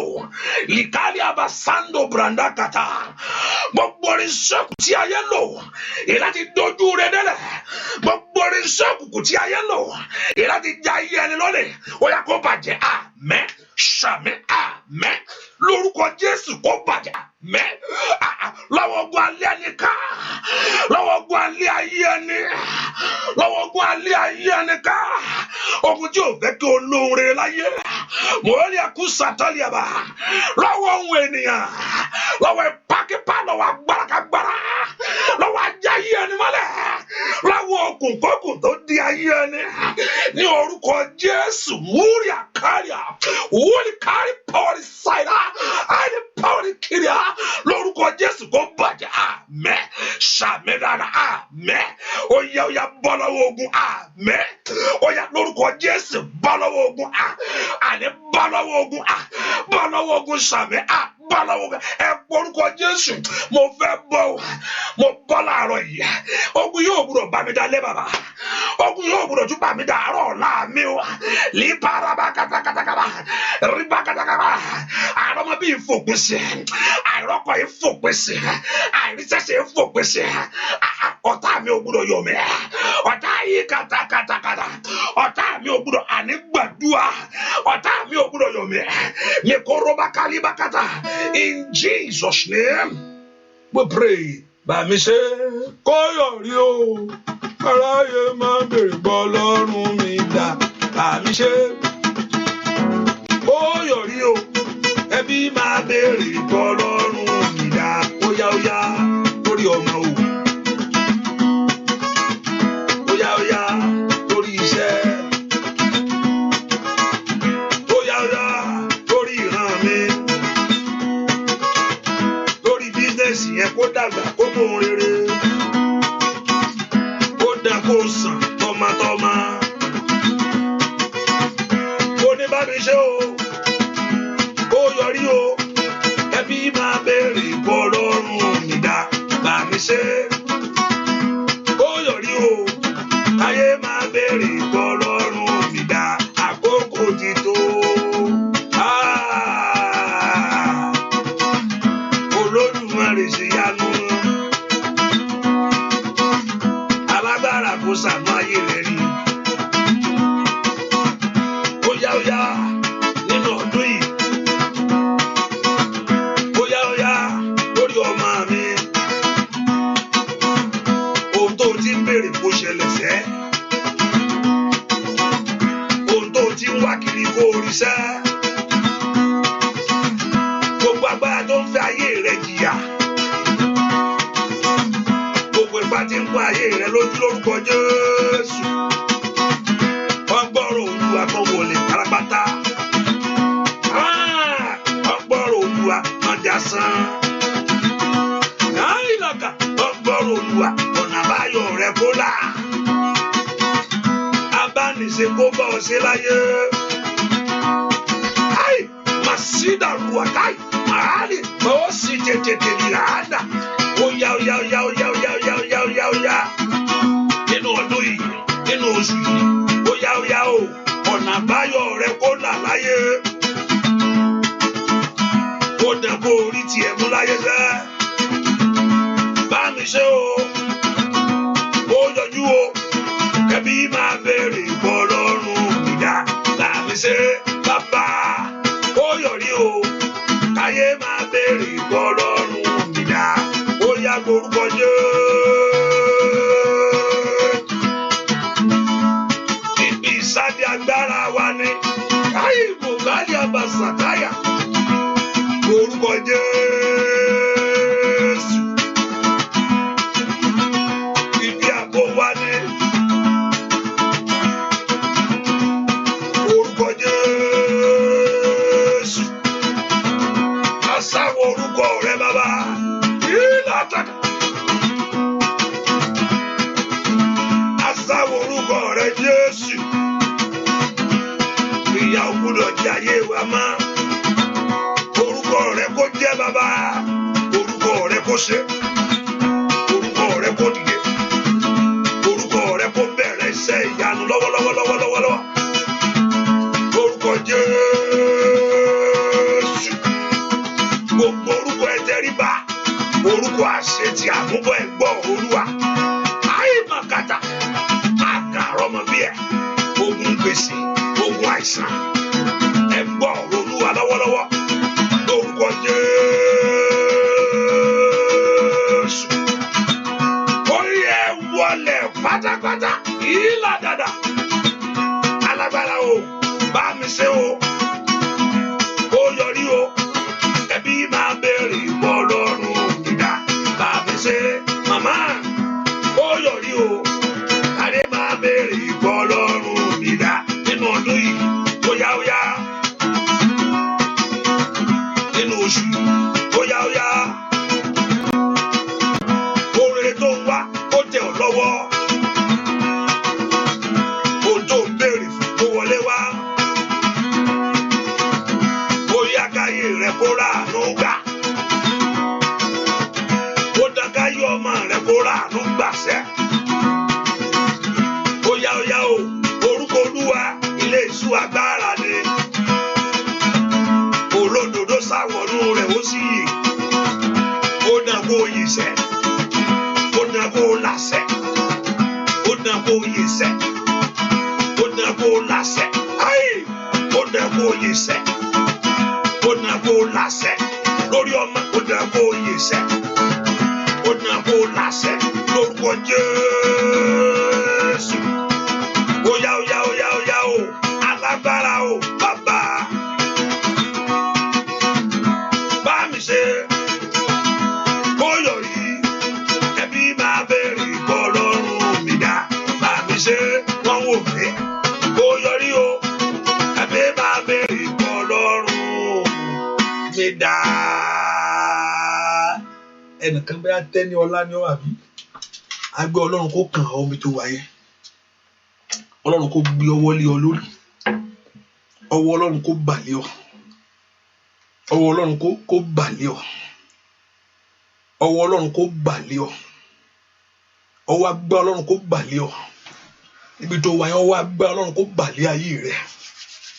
Ọwọ́ agbá Ọlọ́run kó bà kọ́lọ́run kó gbé ọwọ́ ọ̀tún lé ọ lórí. Kí Ọlọ́run kó gbé ọwọ́ agbá lé ọ lórí. Ọwọ́ agbá ńlá. Ọwọ́ ìṣẹ́gun. Èyí tí ń lé ọwọ́ ìtìjú kúrò nú ayé ẹni. Ọwọ́ agbá tí mú ayé ẹni tó mú ayé ẹni ṣeré. Kó wọnú ayé yín lọ. Ní orúkọ Jésù. Níbi tá a fẹ́ lọ. Ní ohun tá a fẹ́ ṣe. Ní Ọlọ́run ẹnìkan la ní. Olóṣọ́nà rẹ̀ pé ẹ wá sọ́dọ̀ mi. Èyí tí ń ṣiṣẹ́. Èyí tí a di ẹrù wé lórí. Ó sọ pé àjàgà tòun rọrùn. Ó ní ẹrù mi, ẹrù tòun ó fúyẹ́, ò gbọ́dọ̀ tún gbé ẹrù dọ́dọ̀ Ọlọ́run kó tún máa gbé. Ẹ porúkọ Jésù bá mi ṣẹ́nu ọdún yìí. Iṣẹ́ ni mò ń wá bàbá, ìwọ ló ní kí n béèrè. Ọmọ lèmi náà fẹ́ rí bí láyé o. I want you to lift your voice to God and begin to tell the Lord what you need at this hour. Mẹ́kọ̀ọ́ sọ fún Ọlọ́run tó ń fẹ́. Ẹ jọjọ ṣe fún mi ní ọdún yìí. Ẹ jẹ́ kí n rán àbáyọ. Ẹ jẹ́ kí n rí tèmi ṣe. Ẹ jẹ́ kí ìyanu mi ṣẹlẹ̀. Ẹ jẹ́ kí ọwọ́ mi tẹ ohun rere. Ó yá ń bolo wà sẹ́. Borúkọ Jésù. Ó dá kí n rí ọrẹ wí láyé o. Ó dá kí n rí ọrẹ mú. Àwọn náà ń borúkọ Jésù. Ó dá kí ìgbà tuntun kó wọnú ayé mi. Ó dá kó rere kó rọ̀ mí lọ́rùn. Ẹ borúkọ Jésù. Ó ní kí n má ṣẹ̀ṣọ́ mi ìṣẹ́ṣọ́. Ó ní kí n má lọ lé aláwo mi lọ. Mi kàlí abakapa katakata. Ó ní kí n má gbẹ́kẹ̀lé èèyàn. Ó ní kí n sá gbẹ́kẹ̀lé Ọlọ́run. Ojú ògbúdọ̀ tó wá tì mí o. Ọmọ ńlá ni kò gbàdúrà. Ojú ògbúdọ̀ tó wá ti ayé àwọn ọmọ mi. Mo gbẹ́kẹ̀lé ọ bàbá.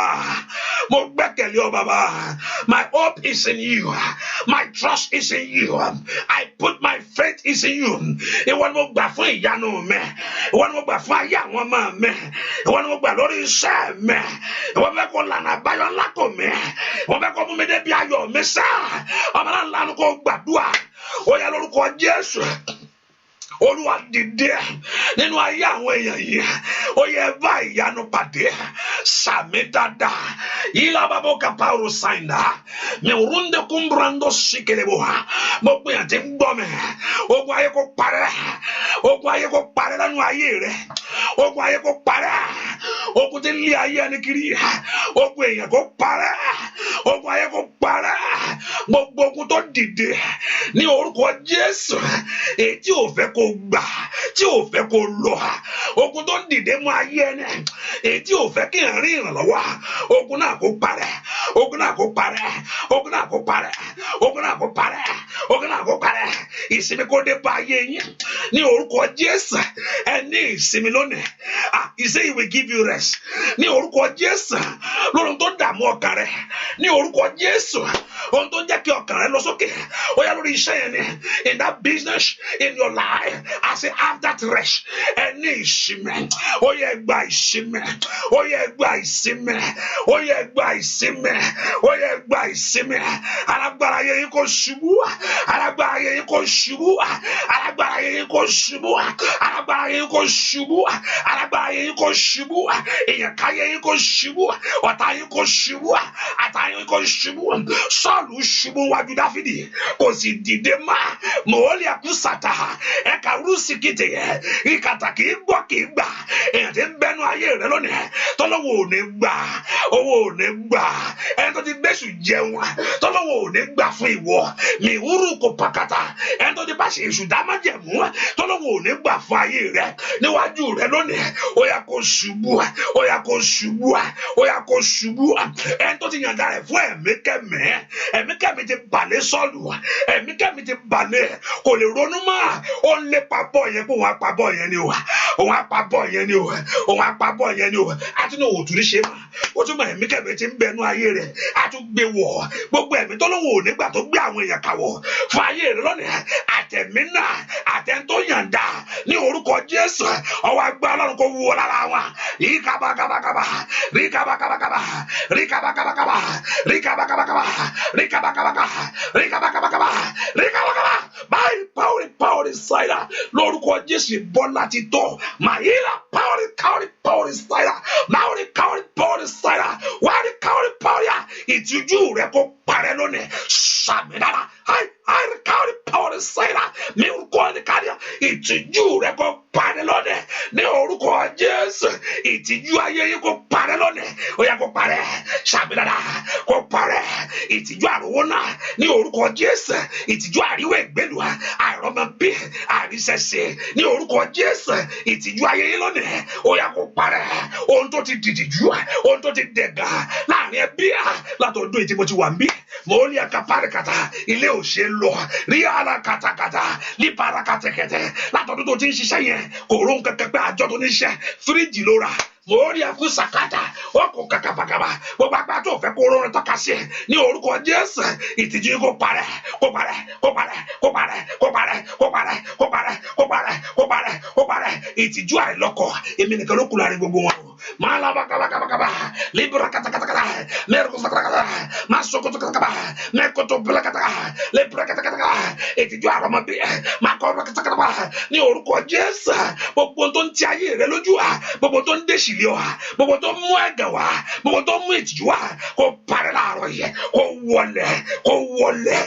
wọlé lórúkọ Jésù kó wọlé gbogbo iná àrò tí ọ̀tá ń dá gbogbo iná tí ọ̀tá ti ń finá ogun ní orúkọ Jésù gbogbo tí ọ̀tá ti ń ibi tó ti ń finá ogun níbi tí ọ̀tá ti ń finá ogun ní orúkọ Jésù àkàbàkàtàkàtà ìdí àrò òkùnkùn tí ọ̀tá ti ń finá ogun ìdí àrò òkùnkùn tí ọ̀tá ti ń finá ogun ìkàlàbàkàtà gbogbo tẹni kára máa ní ọ ní orúkọ Jésù gbogbo ẹni tó ń fi ohun sínú iná tó ń dà tó fi sí di àrò tó ti ń dáná ní màlúù pa ohunkóhun tí ọ̀tá fi sí di àrò tó ti ń dáná ní orúkọ Jésù ètò mú ìnira bá yẹ bó bá ti ń dá ẹni kí ni a máa gbóná nídìí ọlọ́kà ibi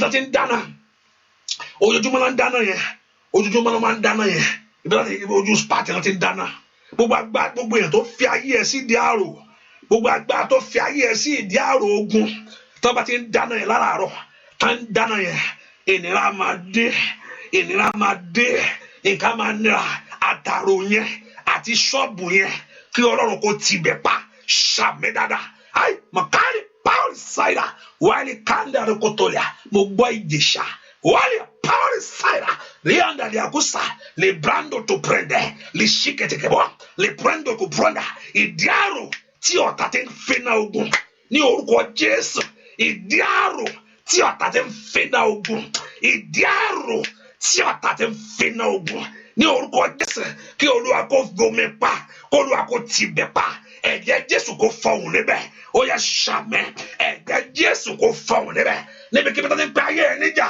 ibi tó ti ń pe ọ lẹ́jọ́, níbi tó ti ń pe orí rẹ, ẹ̀jẹ̀ Jésù kó fọhùn níbẹ̀, kó ju àṣẹ́gun lọ, kó borí eléyìí, kó lómìnira, kí ni rẹ kó dùn, kí ayọ̀ rẹ kó kàn, ọ̀nà àbáyọ rẹ kó là, ojú ò ní tì ọ́, bàbá tá a ti béèrè fún ìtìjú rẹ, ayé ò ní rí ẹ, ibi tá a ti wá ìtìjú ayé ọmọ rẹ, ó wà ní rí ẹ, ojú àṣẹ́gun lọ, lọ́nà òmìnira. Olúwa tú ọ sílẹ̀ lórúkọ Jésù. Gbogbo èèyàn ẹ gbọ́ ọ̀rọ̀ Olúwa, ẹ gba ìtúsílẹ̀, ṣàmì dára, àmín. Gbogbo èèyàn tí ń bẹnu àdúrà yìí, ẹ gbọ́ ohùn Olúwa ní orúkọ Jésù, ẹ gba ìtúsílẹ̀, ṣàmì dára, àmín. Ní orúkọ Jésù ni mo sọ̀rọ̀, ní orúkọ Jésù ni mo wá bá yín ní kàtàkàtàkàtà, ní orúkọ Jésù, lábẹ́ ìdèkídè, lọ́wọ́ òwòkóhùn, lọ́wọ́ agbárakágbára, lọ́wọ́ ipákípá, lọ́wọ́ ètekéte, lọ́wọ́ àbákábá, ní orúkọ Jésù. Gbogbo ẹ̀ tí ń bẹnu àdúrà ẹ gbọ́ ohùn Olúwa, ní orúkọ Jésù, ẹ gba ìtúsílẹ̀. Olúwa tú yín sílẹ̀, Olúwa tú yín sílẹ̀, Olúwa tú yín sílẹ̀. Ẹ mọ òmìnira, ẹ mọ ayọ̀, ẹ mọ ìdùnnú, ẹ mọ òmìnira, ẹ mọ ayọ̀. Ohun tó Olúwa ti parí ni Olúwa wá sọ fún yín. Ohun tó Olúwa ti parí ló ní kí wọ́n á sọ. Ohun tó Olúwa parí ló ní kí àwọn èèyàn máa sọ. Ó yẹ lọ káàkiri gbogbo àgbáyé. Ohun tó Olúwa Jésù parí ni. Ó parí ẹ̀. Ohun tó ń tẹ parí ni. Ohun tó parí ni the good news, the gospel. The good news, the gospel is the good news that somebody died for you, that somebody paid the price for your life, and somebody paid the price to give you the joy, to give you the peace, to give you the happiness and fulfillment in your life, to give you that dreams that you are praying for. Ohun tí Ọlọ́run parí ni. Ní orúkọ Jésù, gbogbo èèyàn tí ń gbọ́ mi, ohun tó Olúwa parí mo mú wá, ohun tó ti sọ ni, ẹ gbà ìtúsílẹ̀. Ayé yín kó mọ̀, kẹ́ ẹ mọ̀ nínú àgọ́ ara, kẹ́ ẹ mọ̀ nínú iṣẹ́, kẹ́ ẹ mọ̀ ní orílẹ̀-èdè, kẹ́ ẹ mọ̀ ní ìletò, kẹ́ ẹ mọ̀ ní gbogbo ọ̀nà. Bẹ́ẹ̀ ni ó sì rí láì lórúkọ Jésù Kristi Olúwa wa, àmín. Ṣàmì dáadáa, àmín. Ṣàmì dáadáa, àmín. Ó yá kí hallelujah yẹn, hallelujah, hallelujah, hallelujah, hallelujah, hallelujah. Ẹnìkan nọ́ọ̀sẹ̀ yìí wàá gba phone call fún iṣẹ́. Nọ́ọ̀sẹ̀ yìí wàá gba phone call fún iṣẹ́. Nọ́ọ̀sẹ̀ yìí wàá gba phone call fún iṣẹ́. Aláàánú ọkùnrin yóò tọ̀ ọ́ wá, yóò tọ̀ ọ́ wá, wá sí rí orí ńlá. Bẹ́ẹ̀ ni ó sì rí, bẹ́ẹ̀ ni ó sì rí láì lórúkọ Jésù Kristi Olúwa wa, àmín, àmín. Bá ṣe ń jáde láàárọ̀, k'Olúwa kó bá yín jáde, k'Olúwa kó tẹ̀lé ọ lọ, k'Ọlọ́run kó bógun rẹ jáde, kó sì bógun rẹ wọlé, kó o ní ìṣẹ́gun ní gbogbo ọ̀nà. Jésù Olúwa wa, àmín, àmín lórúkọ Jésù. Ẹ ká fi sọ́kàn pé àdúrà ìtẹ̀síwájú ní àárọ̀ ìlágo 6, which is 6 o'clock Eastern time, and the Lord Jehovah God will help us in Jesus' name. And also by next month, those if you're in the Canada area, Toronto area, or if you are far away, you can still come no matter why you. So the program will be holding on the 5 and 6 of next month in Canada. So if you are in the area, it's the avenue to come together, to pray together under one roof together at the place. So put it to work and call your friends that you know that is in Canada to please, and also in Nigeria too. Put in mind in April. You say, what is it? What's that? Yeah, April. Hallelujah. If you're in Nigeria, also you can put your number together. You can text your number also to be able to be in the group. Those in Nigeria, there's a group already. As also in New Jersey, also I've been saying there's one sister I'm waiting for, the minister of God, that called me that very day that also I want her to be a part of the group in New Jersey because she called me, and also that so there's a group I'm still waiting for that sister. I don't know whether she have called already, but I don't know. But let her call also. And also I'm trying to see the Dallas people. Also, they have put, by God's grace, we are. So all this is the gospel that God said we should go and preach. I'm telling you, that's the truth. I need to go. Hallelujah. Praise the Lord. So that's the main assignment that He gave me, to go. And I'm telling you. So I need to fulfill that dream. I need to fulfill the dream. Go. See it in the Word. Hallelujah. So when I say I'm coming, Pastor Kile wake ejoko sójú kan. Kò ní kí n jókòó sójú kan. Ó ní kí n lọ kiri mi. Hallelujah. And also you come to be see to come and receive your blessing. And by God's grace, so let's just put together. And for those that are coming, like Bolon, like I'm coming there, so I'll text us whether you pray already,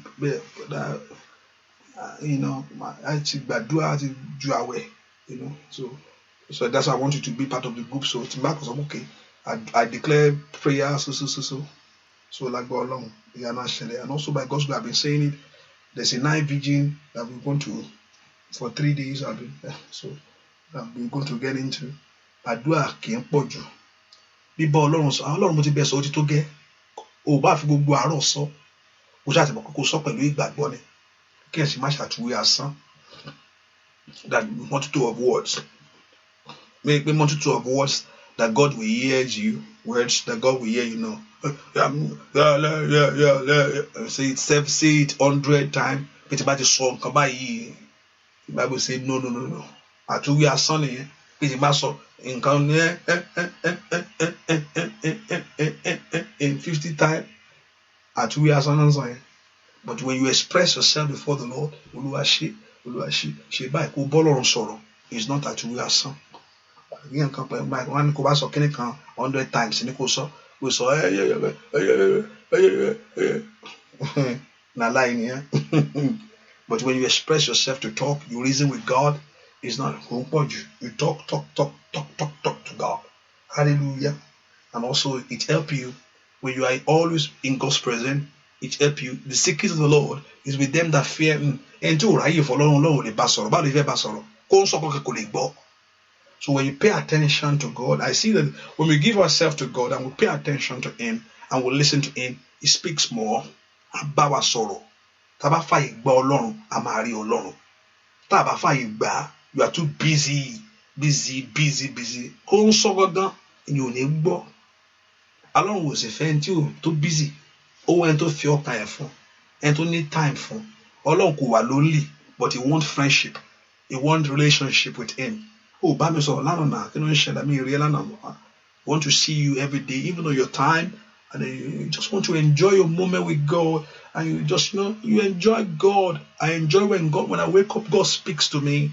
I love it. Show me many things. Open my eye, I enjoy it. I love it. Ọlọ́run á ṣí ẹ lójú wa kó rí nǹkan mi. Á bẹ sọ wá kó bá. Ó dùn. There's a fun in Christ. Kò ń ṣe pé kéèyàn jẹ́ tùǹgbà kọ́ ní gbogbo rẹ̀. Tùǹgbà kọ́ ní gbogbo ẹ̀, pátí kọ́ ní gbogbo rẹ̀. There's a fun in God. You enjoy it. He speaks to you. Á bẹ sọ̀rọ̀. Wà gbóhùn á ṣí ẹ lójú. Á sọ nǹkan mìíràn fún ẹ. Lọ sọ nǹkan báyìí fẹ́lẹ́ yìí. Ṣe báyìí. You just enjoy. You are ka Bíbélì inú àdùn. Wà gbọ́ music tó dáa. There's a fun in it. You enjoy. You love it. It speaks to you. When you give your time to Him, there's a fun in God. You enjoy God. Kò wá boring. Ọlọ́run wà kò wá boring. Abẹ́sọ̀ àṣìyẹ lójú, agbóhùn ẹ̀, just enjoy talking to Him, and you enjoy when you live the life that please Him. I love it. When you live the ọkàn balẹ̀ kò sí stress nǹkankan. Bàtí yẹn bá gbégbé ayé tó tẹ́ lọ́rùn, ọkàn akọ balẹ̀, ọkàn á ṣe kùlẹ̀lẹ̀kúlẹ̀lẹ̀. Hallelujah. Ẹ jẹ́ kọ́kàn yín máa ṣe kùlẹ̀lẹ̀kúlẹ̀lẹ̀ o níwájú Ọlọ́run. Peace of mind, peace of God in you. The Lord Jehovah God will help us in Jesus' name. So let's just put in mind those in Canada, that area. So 5th and by God's grace, the flyer is going to be out, so you can send to your friends and family. And also in Nigeria too, by God's grace, the flyer is going to be out to do this program that I'm coming to Mount Blair. And also those in a Ibadan area, and maybe, I don't know, let's see whether I'm going to meet you at one place. I don't know. I'm still, if God allow me, you'll probably meet at Orioke. Hallelujah. I don't know yet. Let's see. Praise the Lord. Let's see. I don't know. Pastor Orioke. Let's see. I don't know yet. Please, I don't know. Let's see how it's going to work, because I'm just trying to see where we can be to be a blessing. So let's see how it's going to work. Let's see how it's going to work. I'm not really promise. Me promise, okay, Pastor. Sorry. I'm just saying it. I don't know yet. Praise the Lord. But for those in the Ibadan area, let's see how it's going to work out, But by God's grace, if I'm here, I'll find time to be a blessing to you. But if you're anywhere in the world, so far you are more than one. It's okay with me. If you are more than one, not one person. One person, no. 1, 2 people, it's okay. It's okay. The Lord Jehovah God will bless you and He will increase you for great in life. Bẹ́ẹ̀ lọ́kẹ́ lọ́nu agbára Ọlọ́run, ìyanu kò ṣẹlẹ̀ bẹ́ẹ̀. Owó Ọlọ́run kò kàn yín, kí ni yín kò dùn káyọ̀ yín kò kùn. Ẹ ti wá síwájú Olúwa, ẹ ti bá Ọlọ́run sọ̀rọ̀, ẹ ti wá síwájú Olúwa, ẹ ti bá Ọlọ́run sọ̀rọ̀. Ẹ tẹ́ ń bá sọ̀rọ̀ kò ń ṣèyàn lásán, ọba lórí ohun gbogbo ni. Ẹ ti ń ṣèjọba lórí ohun gbogbo ni. Ohun tẹ́ ẹ sọ fún yẹn kó rí bẹ́ẹ̀, ṣàmì dáadáa. Ohun tẹ́ ẹ bè lọ́wọ́ ọba àwọn ọba kó rí bẹ́ẹ̀ fún yín. Bẹ́ẹ̀ ṣe ń lọ níwájú ọba níwájú ọba àwọn ọba lẹ ti kúrò. Gbogbo ohun tí ń mẹ́nu wájú yìí kò tẹríba pátápátá. Níwájú ọba àwọn ọba lẹ ti bá sọ̀rọ̀ láàárọ̀ yìí. Gbogbo tó wà níwájú yín lónìí kó bẹ̀ ṣe tẹríba o. Ẹ ti bá ọba àwọn ọba sọ̀rọ̀, èyí tí ń ṣe Jésù Kristi Násárẹ́tì, ọmọ Ọlọ́run alààyè. Gbogbo tó wà ń bẹ níwájú rẹ lónìí lórúkọ kó wá bẹ̀ ṣe tẹríba o. Torí o ti tẹríba fún ọba àwọn ọba, o ti bá ọba àwọn ọba sọ̀rọ̀, o ti bẹ́ẹ̀ tójú ohun gbogbo lọ sọ̀rọ̀. Gbogbo tó wà níwájú ẹ, ayé ni ọ̀tá ni gbogbo ohunkóhun iṣẹ́ ohunkóhun tó bẹ níwájú ẹ tí ọba jọba lórí rẹ̀, tí ọba àwọn ọba ìjọba lórí rẹ̀, ó tẹríba lórúkọ Jésù. Gbogbo ohunkóhun, gbogbo ohun tí ọba àwọn ọba jọba, àfi tí ohun tí ọba ò bá jọba lórí ẹ̀ nìkan ló kù. Àfi ohun tí ọba àwọn ọba yóò bá jọba lórí ẹ̀. Tó ẹ pa ọba lórí ohun gbogbo ni. Torí pé o ti bá sọ̀rọ̀, gbogbo tó wà níwájú ẹ lónìí kó bẹ̀ sí tẹríba fún ọ. Kó bẹ̀ sí ohunkóhun tó bá jẹ́ kó tẹríba pápátá. O ti bọ́ ọba àwọn ọba sọ̀rọ̀. Gbogbo tí ń bẹ níwájú ayé rẹ kó tẹríba pápátá.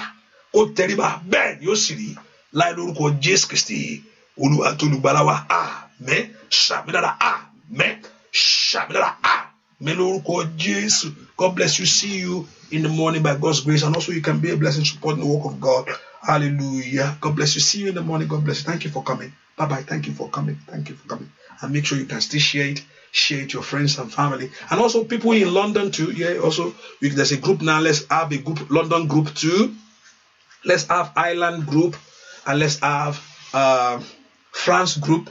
Let's have those groups so we can be planning, even though it's not yet time. Let's begin to plan and see what we can do. London, France, and Ireland, and what else again? What is it? I don't know. Anyway, God bless you. Let's begin to plan, especially London and Ireland and France. Let's just begin to put things together. Let's just come. Let's just have that group. Send me your number if you live in London area. Send me your number so we have the group. We chat, and also sometimes I will be praying with you sometimes. Like the Lord Jehovah God will bless you by doing this. God bless you. Bye bye. Thank you very much. I see. Bye bye.